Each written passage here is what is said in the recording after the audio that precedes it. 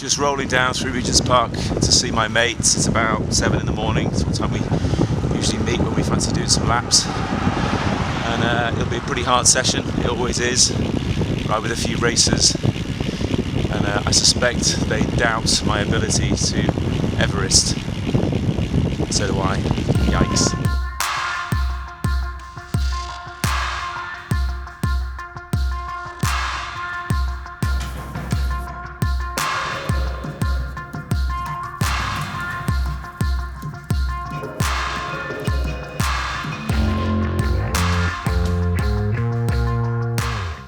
Hi, I'm Matt Barbette. I've been challenged by Cycling Weekly and Garmin as well to do the Everesting challenge. If you haven't heard about it, quite simply, it is going up and down the same climb until you have climbed the same altitude as Everest. 8,848 meters of climbing, all documented on the Edge 1030. I've never done it before. In fact, I've never even climbed half that amount in a day. My good friend, former pro, telly pundit with me as well on the Tour of Britain, Yanto Barker, is here to give me his best tips. Yeah, it is pretty hard, actually. I did it last year. I think the simplest, without making it sound overly simplistic, is you just got to keep going. Can you stop? Yeah, you can stop plenty of times. Yeah. You can do whatever you need to do, and making sure you're eating enough, drinking enough, in the right gears, taking a breather if you have to, but I wouldn't stop too long because your legs will settle and then they'll get really sort of cold and then you'll actually find it hard to get going again. So we're going to do it outside of Nice in the south of France. Of course, there's tons of climbs there to pick from. It's in the Alps after all. I'm not going to say which one we're likely to do it on because there's a couple of choices, but roughly speaking, they're about 10, 11k long. They're an average of about 6.5–7% gradient. And looking at the profile, the thing I was most concerned about was whether there's any ramps. So I'm looking for a steady profile. And also, here's the other thing, right? Fewer sort of switchbacks for the descent, not for the climb. Yep. You need to take that into consideration because you're going to come down the mountain as many times as you're going up the mountain. And the overall distance and the overall time that you're going to ride will be including both climbing and descending. So you actually don't want to be too technical on the descent because it means you'll be on the brakes all the time. And imagine, after 12, 13 hours, focus and concentration is going to be going down and waning. If it's dark, I don't know what the time will be in the day. No You're offense, suggesting it's going to take me all day and all night to do it. You said you were going to Right. start in the dark. You might finish in the dark as well, I would expect. Thank you. Where did you do it? I did it on Kids Hill in East Sussex, which was a very steep climb actually, a little bit too steep, and I didn't recce it before I went. How steep? I think it went up to like 10%, but only on a couple of ramps, maybe 25 meters each, which is really not long. It was only 1.8k, I think, climbing, so I did 70-something reps. Wow. And the problem was for me, and I recommend that you recce the climb first before you choose your gearing, I did the first rep of my actual ascent, and thought, that's a bit hard.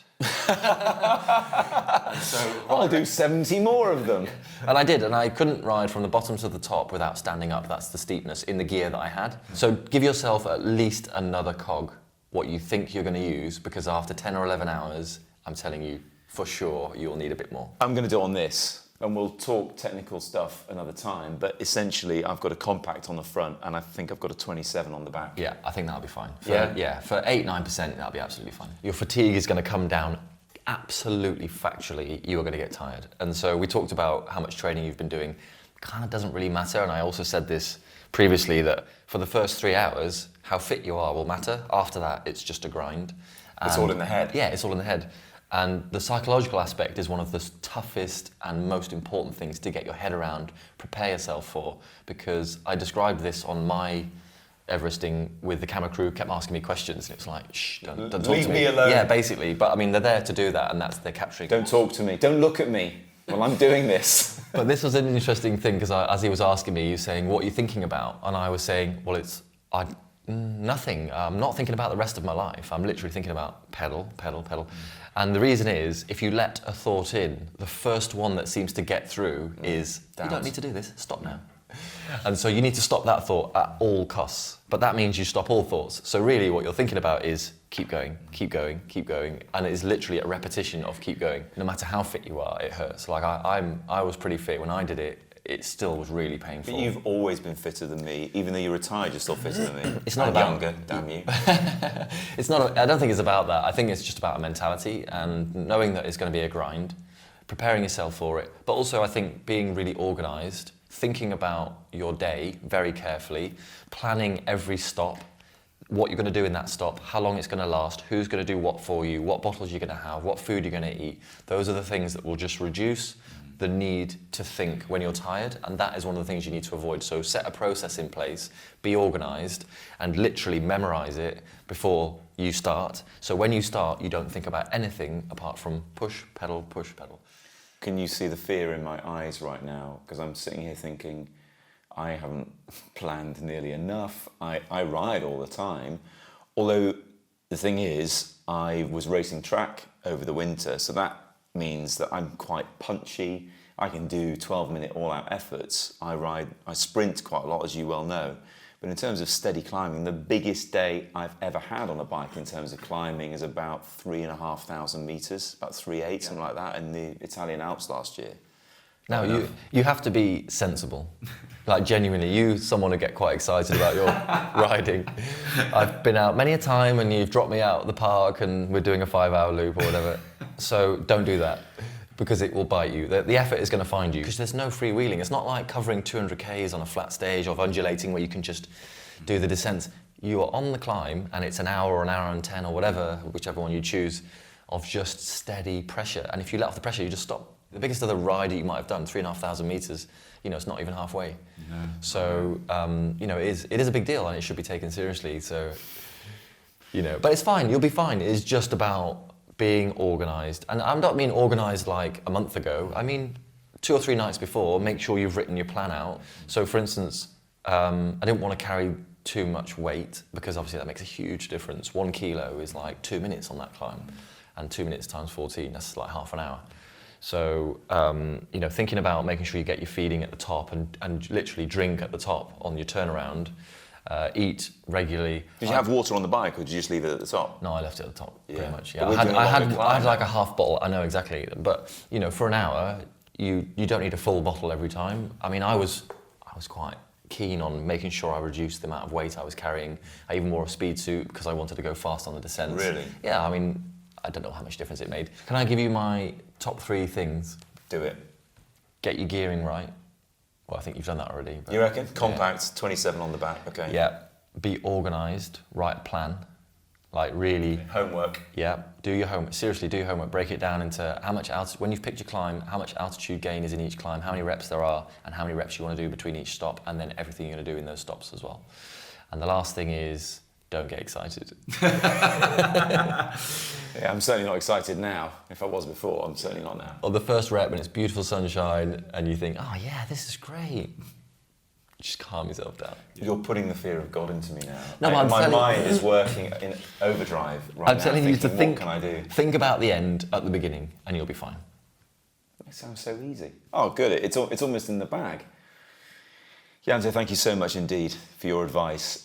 My head is spinning now trying to think about all this stuff.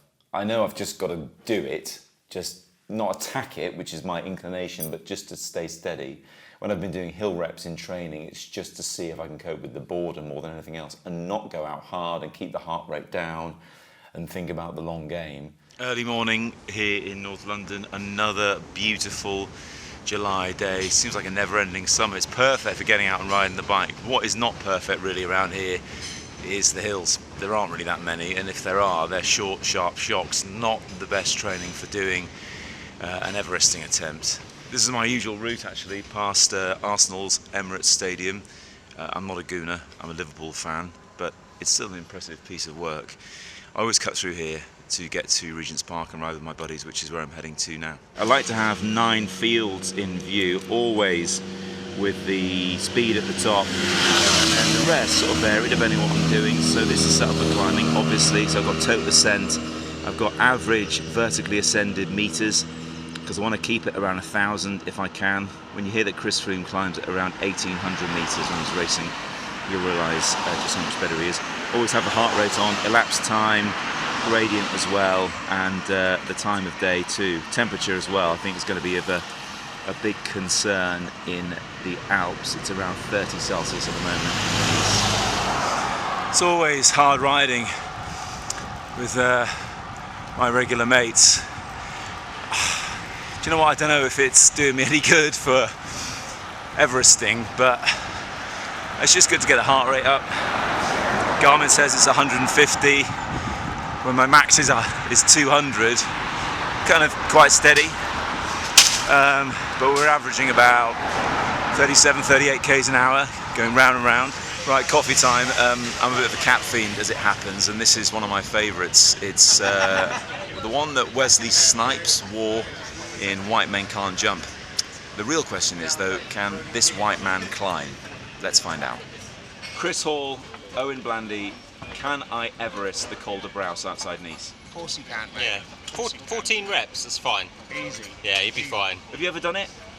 Not that hill, I have Everested. Yeah. Brands Hatch was probably the weirdest one. That'll be me at the end. Yeah, hopefully not, mate. No, that would be fine, you'd be fine. Yeah, you got it, man. Good luck. 14 Top reps tips? would be good. Top tips? Eat food. Okay. Owen? Yeah, just keep pedaling, mate. Get a nice big gear on the back. Just spin it out. Yeah. Be fine. Keep pedaling. Yeah. Thanks for that. Okay, it's about 6:30 Sunday morning before the Everesting.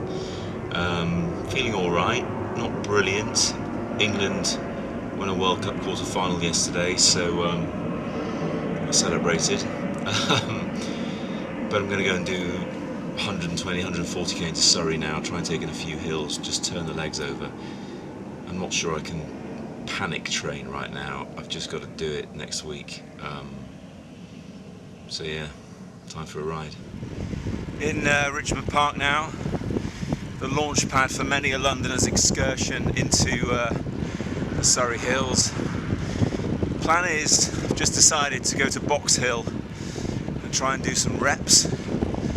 It's the Alpe d'Huez of the south of England, albeit about a tenth of the length and the same in terms of metres climbed.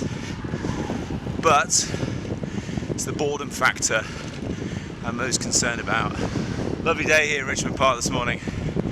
Sunny, nearly 18 degrees on the Garmin. It's only 7:20 in the morning, which is actually quite good prep for the weather in the south of France right now. So like a lot of weekend warriors, I'm pretty time pressed.